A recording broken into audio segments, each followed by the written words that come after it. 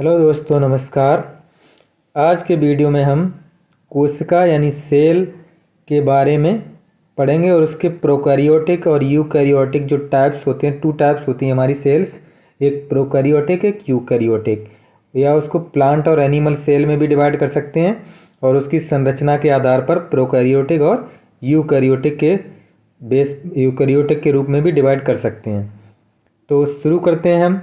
चलिए, सभी जीवधारी जो होते हैं, हमारा जो शरीर है वो बहुत सारी कोशिकाओं से मिलकर बना है। उन कोशिकाओं से, एक जैसी कोशिकाओं से मिलकर बनते हैं ऊतक यानी टिश्यू, और टिश्यू से हमारी जो मसल्स बनती हैं। इनमें कुछ जीव एक कोशिका से बने होते हैं जिन्हें एक कोशिकीय जीव कहते हैं, और जैसे हमारे जैसे जो जीव हैं, हम बहुत सारी कोशिकाओं से हमारा शरीर मिलकर बना है, इसलिए हम बहुकोशिकीय जीव कहलाते हैं। कोशिका यानी सेल का ये देखिए, ये स्ट्रक्चर है सेल का, और ये इसमें सारे इसके भाग दिखाए गए हैं। जैसे ये माइटोकॉन्ड्रिया हो गया, ये प्लाज्मा मेम्ब्रेन हो गई, ये माइटोकॉन्ड्रिया हैं, ये माइक्रोब्यूल्स इस तरह से, सेंट्रोसोम ये इस तरह से हो गया, ये लाइसोसोम हो गया, ये हमारा केंद्रक हो गया, और ये अंतःप्रद्रव्य जालिका जो एंडोप्लाज्मिक रेटिकुलम बोलते हैं, जो रफ एंडोप्लाज्मिक रेटिकुलम यानी जिस पे जो डॉट डॉट जो हल्के से दिखाई दे रहे हैं, ये राइबोसोम होते हैं, और एक सिंपल एंडोप्लाज्मिक रेटिकुलम होती है। ये केंद्रक जो है, ये गाल्जी बॉडी यानी गाल्जी काय है, ये गाल्जी काय है, और ये हमारी सेल, ये सेल वॉल है। सेल वॉल जो होती है वो प्लांट सेल में ही पाई जाती है, एनिमल सेल में सेल वॉल नहीं पाई जाती, लेकिन सेल मेम्ब्रेन जो होती है वो दोनों में पाई जाती है। तो ये इसके अंदर जो है, ये छोटा सा ये वाला हिस्सा, ये न्यूक्लियोलस है, ये पूरे को हम कहते हैं न्यूक्लियस। इसी के अंदर क्रोमैटिन जो होता है हमारा, वो गुणसूत्र होते हैं, जेनेटिक मटेरियल होता है, वो इसी क्रोमोसोम में पाया जाता है। कोशिका के बिना किसी का भी स्वतंत्र जीव अस्तित्व नहीं हो सकता। इस कारण जीव के लिए कोशिका की मूलभूत संरचनात्मक और क्रियात्मक इकाई कहा जाता है। यानी cell is the functional and structural unit of life.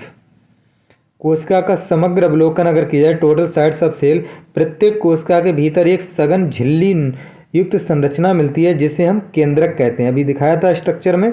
इस केंद्रक में गुणसूत्र होते हैं जिसमें अनुवांशिक पदार्थ डीएनए उपस्थित होता है। जिस कोशिका में झिल्ली युक्त केंद्रक पाया जाता है, यानी केंद्रक जो है वो कवर्ड है, उसके मेम्ब्रेन पाई जाती है चारों तरफ, तो उसको हम यूकैरियोटिक, और जिसमें झिल्ली युक्त केंद्रक नहीं मिलता उसे हम प्रोकैरियोटिक कहते हैं। जैसे जीवाणु में, नीलहरित शैवाल में ये प्रोकैरियोटिक, जीवाणु में प्रोकैरियोटिक सेल पाई जाती है। ह्यूमन में, जो बड़े जानवर हैं, या प्लांट में ये यूकैरियोटिक पाई जाती है। दोनों प्रकार की कोशिकाओं में इसके आयतन को घेरे हुए एक अर्ध तरल आव्यूह यानी पदार्थ होता है जिसे हम कोशिका द्रव्य कहते हैं। दोनों पादप एवं जंतु कोशिकाओं में कोशिकीय क्रियाओं हेतु कोशिका द्रव्य एक प्रमुख स्थल होता है। कोशिका की जीव अवस्था जो है संबंधी विभिन्न रासायनिक अभिक्रियाएं यहीं संपन्न होती हैं। किसमें? कोशिका द्रव्य में। अब देखिए, ये जो है, ये जो स्ट्रक्चर दे रखा है, ये प्रोकैरियोटिक कोशिका का है। प्रोकैरियोटिक क्योंकि इसके अंदर देखिए जो केंद्रक है, ये इसके अंदर, इसके केंद्रक बिल्कुल खुला है। जो क्रोमैटिन मटेरियल है, जो हमारा गुणसूत्र है, यानी जो जेनेटिक मटेरियल है, ये बैक्टीरियल सेल है। ये पूरी ये बैक्टीरियल सेल है। बैक्टीरियल सेल कैसी होती है? प्रोकैरियोटिक होती है। इसका जेनेटिक मटेरियल जो है ये खुला है, इसमें मेम्ब्रेन नहीं है। और ये कोशिका द्रव्य, ये राइबोसोम, प्लाज्मिड, इस तरह से ये सब दे रखा है। तो ये बैक्टीरिया फ्लैजेला है जिसके द्वारा ये गमन करता है। बैक्टीरिया, तो ये बैक्टीरियल सेल है, और बैक्टीरिया में क्या होती है? प्रोकैरियोटिक सेल होती है। प्रोकैरियोटिक सेल की मेन लक्षण यही है कि उसमें केंद्रक जो होता है वो खुला पाया जाता है, उसमें जो केंद्रक कला है वो नहीं पाई जाती है। प्रोकैरियोटिक कोशिकाएं जो होती हैं वो जीवाणु, ब्लू ग्रीन एल्गी है, माइकोप्लाज्मा, प्लूरोनमोनिया एवं पीपीएलओ प्लांट, ये जो होते हैं पीपीएलओ प्लांट लाइक ऑर्गेनिज्म, ये होते हैं। प्रोकैरियोटिक कोशिका का मूलभूत संगठन, आकार, कार्य जो है विभिन्नता के बावजूद एक सा ही होता है। सभी प्रोकैरियोटिक कोशिका में भित्ति होती है जो कोशिका झिल्ली से घिरी रहती है। कोशिका में साइटोप्लाज्म एक तरल मैट्रिक्स के रूप में भरा रहता है। इसमें कोई स्पष्ट विभेदित केंद्रक नहीं पाया जाता है। आनुवांशिक पदार्थ मुख्य रूप से नग्न यानी केंद्रक झिल्ली द्वारा प्रबद्ध नहीं होता है, नग्न होता है, इसमें केंद्रक झिल्ली नहीं होती है। कोशिका आवरण और इसके रूपांतरण अधिकांश प्रोकैरियोटिक कोशिकाओं विशेषकर जीवाणु कोशिकाओं में एक जटिल रासायनिक कोशिका का आवरण मिलता है। इनमें कोशिका आवरण दृढ़तापूर्वक बंधकर 3 स्तरीय संरचना बनाते हैं, जैसे बाह्य परत जो ग्लाइकोलिक्स, जिसके पश्चात क्रमशः कोशिका भित्ति और जीवद्रव झिल्ली होती है। यद्यपि आवरण की प्रत्येक परत का कार्य भिन्न है, परंतु ये तीनों मिलकर एक सुरक्षा इकाई बनाते हैं। ये जो है ये यूकैरियोटिक कोशिका का चित्र है। इसमें देखिए केंद्रक जो है ये बिल्कुल प्लाज्मा जो न्यूक्लियस मेम्ब्रेन है उसके द्वारा ये घिरा हुआ है। तो ये यूकैरियोटिक सेल का चित्र है। ये प्लाज्मा मेम्ब्रेन हो गई, सेल कोट ये इस तरह से हो गया। ये साइटोप्लाज्म यानी ये कोशिका द्रव्य भरा हुआ है। ये माइटोकॉन्ड्रिया हो गई, ये लाइसोसोम हो गए। तो इस तरह से ये हो गया हमारा यूकैरियोटिक सेल का स्ट्रक्चर, जिसमें केंद्रक जो है वो केंद्रक कला युक्त है।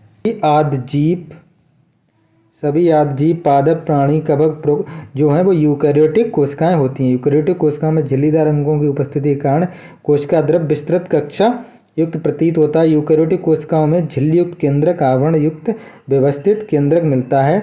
इसके अतिरिक्त यूकैरियोटिक कोशिकाओं में विभिन्न प्रकार के जटिल गतिकीय कोशिकीय कंकाल जैसी संरचना मिलती है। इनमें आनुवांशिक पदार्थ गुणसूत्रों के रूप में व्यवस्थित रहते हैं। सभी यूकैरियोटिक कोशिकाएं जो हैं उनमें एक जैसी नहीं होती हैं। पादप एवं जंतु कोशिकाएं भिन्न भिन्न होती हैं। जैसे पादप में सेल वॉल होती है, जंतु कोशिका में सेल वॉल नहीं होती है। लाइसोसोम जो होते हैं वो सेंट्रोसोम जो होते हैं वो जंतु कोशिका में पाए जाते हैं, लेकिन प्लांट सेल में नहीं पाए जाते। इसी तरह लवक जो है ये प्लांट सेल में पाए जाते हैं, लेकिन एनिमल सेल में नहीं पाए जाते हैं।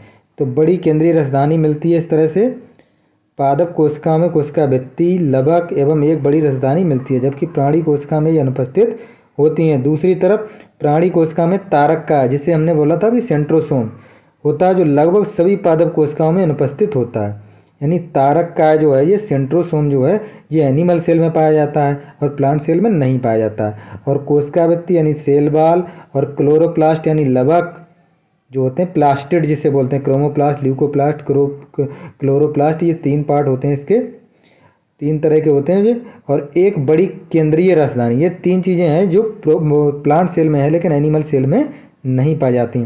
और एनिमल सेल में जो तारक का हमारा सेंट्रोसोम है, मुख्य पार्ट जो एनिमल सेल में पाया जाता है लेकिन प्लांट सेल में नहीं पाया जाता है।